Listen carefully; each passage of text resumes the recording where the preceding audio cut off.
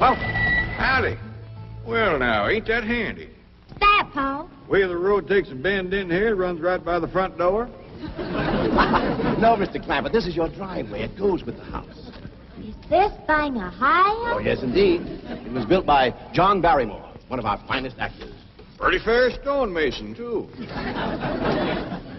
Hey, Jed! This here is dandy soil. Fine, Granny. We'll commence plowing tomorrow. But this is Beverly Hills. Dirt is dirt. Yes, I know, but why don't we look around inside, eh?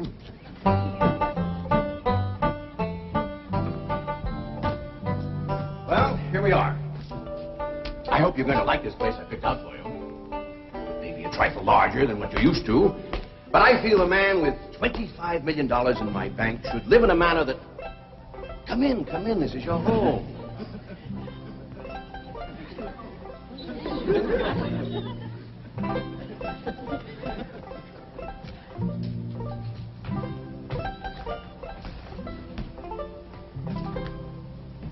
As I say, it may be a bit more than you're used to, but I'm sure you'll be comfortable.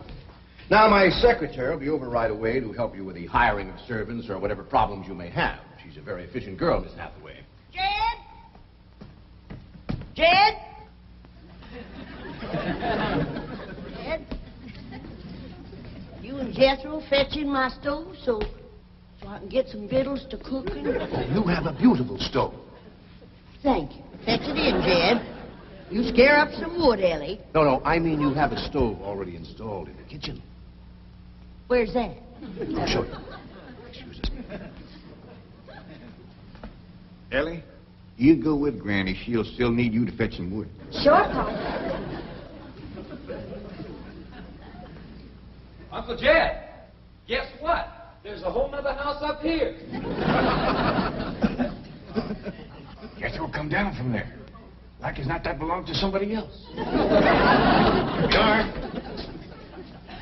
This is your kitchen. Oh, and here's the stove. The last word in food preparation. And speaking of food, you'll find everything you could possibly want stored right in here. Eh? Huh? Well, I'll leave you ladies to your culinary delights.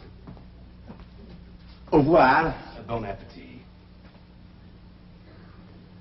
Talks gibberish. You said a great deal of store in this here stove, Granny. Well, we'll see. Ellie, you run out and fetch some wood. I'll get a fire to going in here and we'll see. Jethro, I hope it's all right for you to be missing school. Oh, sure, Uncle Jed. They ain't strict in the 5th grade. You in the 5th grade already? Starting this year. It don't seem like no time at all since I went with your ma to get you started in the 1st grade. You was 6 years old. No bigger than that. We drove clean over to Oxford so you could go to the same school your pa went to. You wouldn't know that town today, Uncle Jed. Oxford? Yes, sir. Well, that town has growed and spread out and built up and just kept getting bigger and bigger.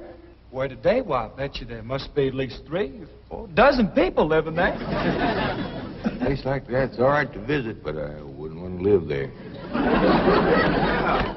Do you have any assistance? No, thank you, Mr. Drysdale. We were just talking about Jethro here getting back to school. Oh, well, we have some excellent educational facilities out here, Mr. Clampett. Where do you go to school, Jethro? Oxford. Yeah, you see, Jethro's ma, that's my cousin Pearl. She married an Oxford man, so naturally Jethro, he goes to school there, too. I'm the champion crawdad eater. At Oxford? Jethro put away 3 buckets of crawdads. 4. And he's learned to cipher and everything. Cipher some for Mr. Drysdale. 1 and 1's 2. 2 and 2's 4. 4 and 4's 8. I have to take off my shoes to get any further than that. Never mind. I'm sure we're thinking of 2 different Oxfords. You see, this one is very, very famous and very old. That's where Jethro goes to school. Been there since pioneer days. That's how come it got its name. It's where the oxen used to ford the river. So folks took to calling it Oxen Ford, and later on got shortened to Oxford. Well, I'll be running. Oh, by the way, here are your keys. My secretary should be over very soon. Well, thank you very much, Mr. Drysdale, for everything you've been doing for us. Oh, it's my pleasure, Mr. Clavitt. You see, I'm not only your banker, I'm your next-door neighbor. Well, say, now ain't that nice? Well, now, why don't you bring your missus over tonight for supper, and I'll have Granny womp up a mess of grits and hog jowl. Well, you see, right now my wife is in Boston. Well, that's too bad. When'll she be back? Not too soon, fortunately. I'll see you later. Well, thank you, Mr. Drysdale. So long. Uncle Jed, you reckon one of these days I can have me a little bitty old taste of Granny's moonshine? Now, Jethro, you know the family rule about Granny's moonshine? You get your first taste on your wedding day and not before. Well, Uncle Jed, that might be an awful long time. I ain't even got me no sweetheart. How come? Why, back home, every time I get me a girl, one of them there big fellas would take her right away from me. Maybe out here in Beverly Hills. Paul, could I please have the axe? I gotta split some wood for Granny. Betcha, Jethro. Ain't this place got a wood pile? Not that I can find, but I found a whole row of black old dead tree trunks, pretty near as high as this height. Is it kind of big for you to tackle? Well, shucks, no, Paul. They're only this big around, and all trimmed and topped and strung together with the black rope, so as no matter which one you cut, the others keep it from falling. Somebody had a right smart idea there. Just the same, I think I'd rather have Jethro do the cutting. Oh, Paul, let me. Ah, cutting trees and chopping logs ain't no work for a girl. I'm just as strong as Jethro. You ain't neither. I am so. You ain't neither. I am so, too. You want to wrestle? Darn too. Now, here. That ain't no fair fight. Somebody's gonna get hurt. Now, yeah, you see, you're getting too rough. Jethro. A person can get crippled from a hold like that. Get up from there. I can't, Uncle Jed. You turn him loose and get up from there before I take the strap to the boot. Now, here, you get out there and chop down one of them tree trunks and saw Granny some nice logs. Yes, sir, Uncle Jed. Could have whooped you if you hadn't tripped me. Okay? Come back here and sit down. I want to talk to you. Whooped him fair and square, and I'll do it again. You won't. That's what I want to talk to you about. Ellie Mae, you're getting too big to wrestle with boys. I ain't as big as Jethro. Big that way, I mean, growed up. You're a young lady now. You gotta start minding your manners and fixing yourself up real nice and wearing dresses. Paul, folks would call me a sissy. It ain't sissy for girls to act like girls. You see, Ellie, I raised you like a boy, and I was wrong to do it. I reckon every man liked to have a son, and you was my only young'un. And when your ma passed away, I just decided to turn you into a boy. By the time Granny come to help out, you was too wild to tame.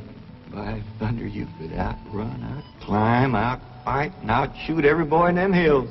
Still can, Paul. Yeah, but it ain't fitting. It ain't right for folks to go against nature. Now look at old Duke. Reckon we could turn him into a cat. Of course not. That's right. Because nature made him into a dog. It's the same way nature made you into a girl. Here lately, she's getting more and more positive about it. You mean my ears is grown? No, nothing like that. You're pretty. Oh, Paul. I know you don't like it when I say that, but you like it when the young fellas around here come in saying it, and they will. Only they'll probably be using words, fancy words I won't even understand. But Ellie Mae, ain't nobody can ever tell you how pretty you really are except me. You're the living picture of your mom.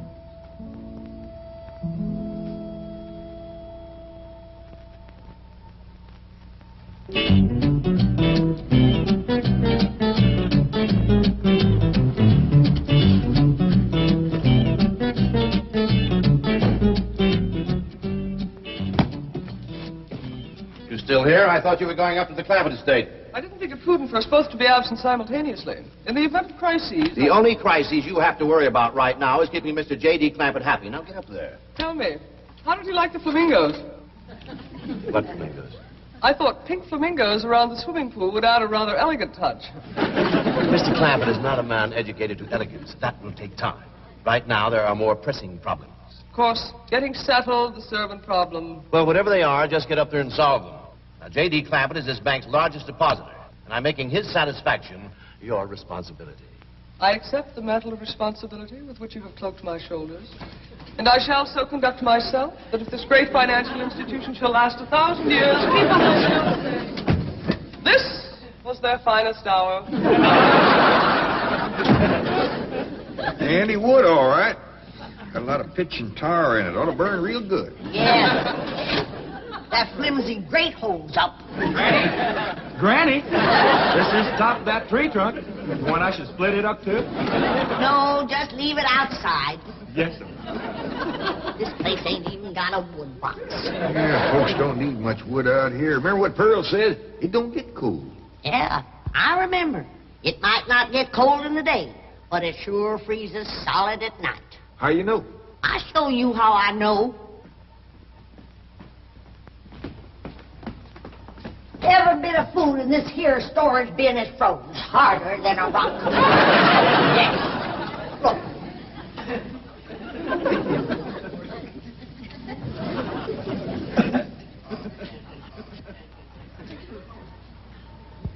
Mighty thin-skinned hog.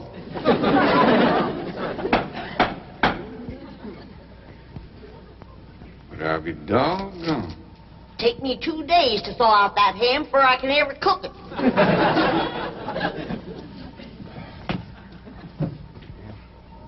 People ought to know better than store food up against the north wall. Tomorrow we'll dig us a root cellar and we put all this stuff in it. Jethro, go on out there and catch us a chicken. Okay, Uncle Jed. How you know we got chicken? A place this size is bound to have chickens. Ain't all frozen.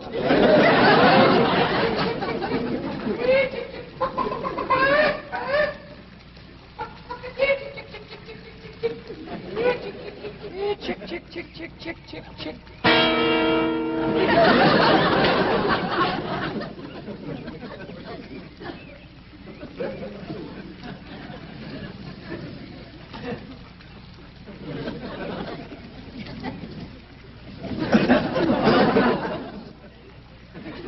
I eat a chicken. Here's that bucket. You want it? You take it, Ellie. See if you can find a creek. I gotta have some water. You know a pump on this place? It ain't even got a well. Uncle Jed, Uncle Jed. Yeah, boy. Did you find a chicken? I found something. I ain't sure if it's a chicken, a goose, a duck, or what. Where is it? I couldn't catch it. That thing can outrun a jackrabbit. There ain't no goose or duck. Must be a chicken. If it is, Ma was right about things growing bigger out here. That thing was this high. A chicken? Ah, Jethro. Honest, it's got legs this long. Divvy's on the drumstick. Drumstick ain't much. Whoever gets that neck is eating from now on. It commences here and runs plumb up to here. You ain't forgot what I said about Granny's jug of liquor. I ain't been to Granny's jug. You have your in first. Honest, cross my heart. Where'd you see this chicken? Down by the cement pond. Cement pond. Uncle Jed, that pond is the fanciest thing you ever did see. Why, they are steps. So's the cattle can walk right down into it and get a drink. And up at one end, there's a lady standing there made out of rock. And she's a-pouring water out of a jar right into that cement pond. Oh. Well, that's how come that big old pink chicken to get away from me. Flew right over the top of that there rock lady, landed in that pond, and swam like an otter. Just flapping them big old pink wings and hollered. What color did you say that chicken was? It's pink. Ain't I told you that stuff would stunt your growth? Miss Granny, I didn't touch a drop. You and me is going to the woodshed. Jethro, you swear to be telling the truth? So help me, Jefferson Davis. You take your hat off when you speak of the president. He ain't president no more. I'll have no Yankee talk in my kitchen. Now, Jethro, you and me is going back out there and corner that chicken. Granny, you get your fire to going. Ellie Mae, you sweep up out front and keep your eyes open for that Miss Hathaway. I'm counting on her to take you in hand and get you in the right kind of clothes. Come on. Chicken.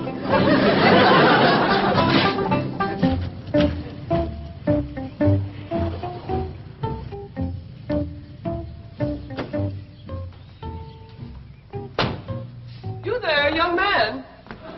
I ain't a young man, but I sure do thank you for thinking so. Good heavens, you're a girl. Yeah. I'm Jane Hathaway, executive secretary to Mr. Drysdale. And you, I take it, are a domestic of some sort? Cleaning girl, housemaid? Just what are your duties with Mr. Clampett? Well, he sent me out here to sweep up. But he said you'd take me in hand and get me in the right kind of clothes and everything. Indeed, I shall. We have a complete servant's wardrobe from chef to chauffeur. Come with me. What in the name of Thomas Chippendale is this? Has Mr. Clampett seen this disgraceful and unsightly mound of debris? Oh, yes, ma'am. This is all his. Oh, what charming antiques. Just like you said, Jethro. Rock lady pouring water into a cement pond. Yes, sir. And over there's where I seen that great big pink chicken. Only thing is, it don't sound like a chicken. It makes a kind of hollering noise.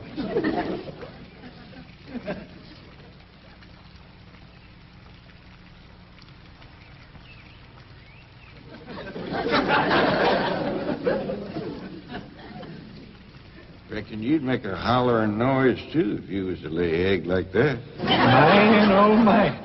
That's what I call an egg. And you won't have to worry about food now. Wait till she cooks this.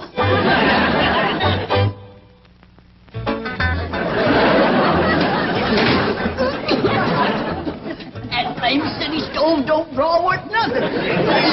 Granny, look at this egg. What's all the smoke? Stove don't work. Probably just a stuffed-up flue. Ain't got a flue, ain't even got a stovepipe. Well, I'll get the shovel and a hoe and rake it out of there. Here, you keep this egg.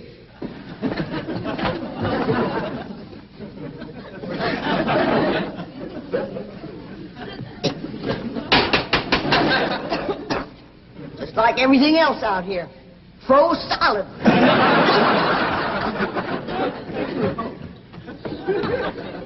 Really, my dear, you look quite charming. Well, I feel like a dead blamed fool. Oh.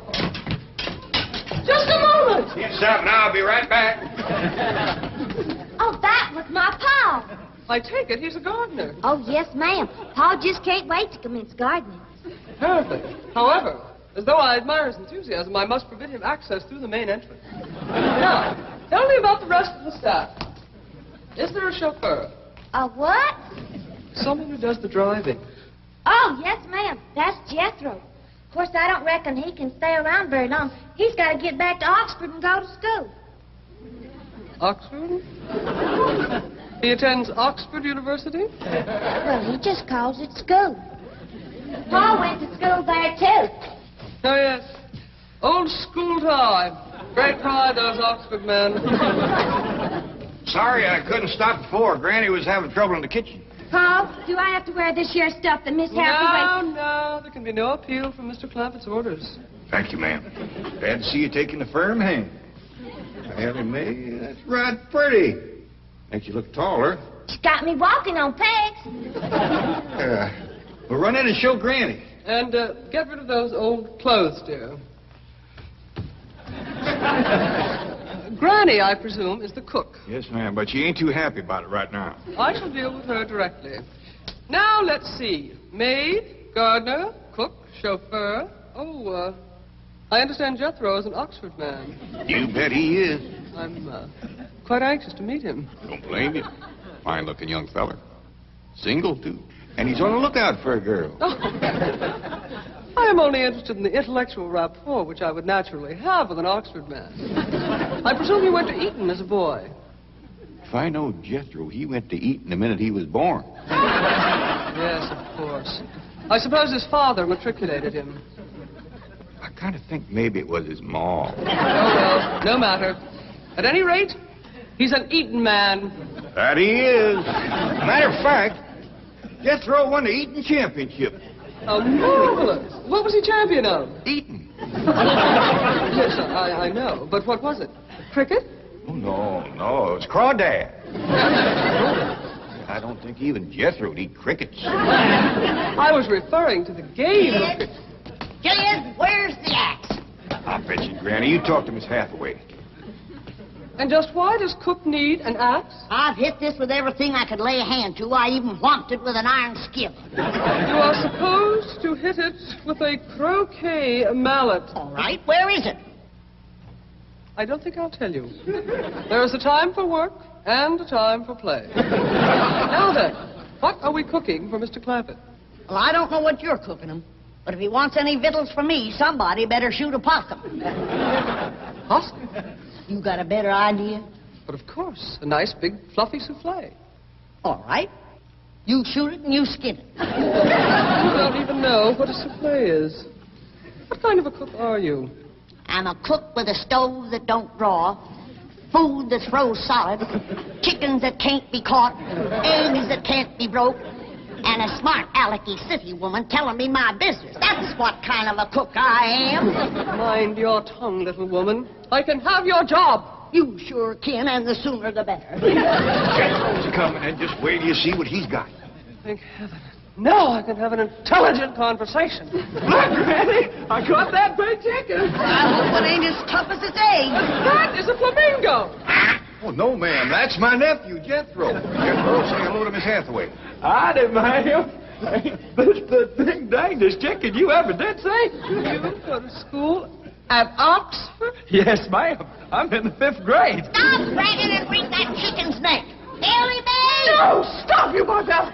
Don't harm one feather of that beautiful bird. I've taken just about as much as I'm going to take from you. Yeah, Granny. Ellie, you get the fire going under the big kettle outdoors. Young lady, where is your maid's uniform? I ain't going away. Oh, yes, you are. No, I ain't. Oh, yes, you are, if I must subdue you forcefully. I wouldn't try that. Don't! Tried to tell you. I'll set on her, Ellie. You get the fire to go. Now, here, Granny. Come on, let her up. Get off of her. You are discharged! All of you! That! Fired! I am the most incompetent, insubordinate, belligerent group of domestics it has ever been my misfortune. Hathaway! Ah, Chief! You're just in time to help me take disciplinary action. You're fired. I've already told them. Not them, you. These people are the Clampetts. Clampett? Yes, that's right. Now go back to the office and pick up your severance pay. You are through. Now, Mr. Drysdale, hold on a spell. I reckon there's been a kind of a misunderstanding. But this little lady's been a right big help to us. Why, she fit in just like one of the family. Matter of fact, her and me is going out hunting. Ain't that right, Miss Hathaway? Yes, indeed. Yeah. Jethro, you can take that pink chicken back out to the cement pond. We're going out and shoot us a nice big fluffy souffle.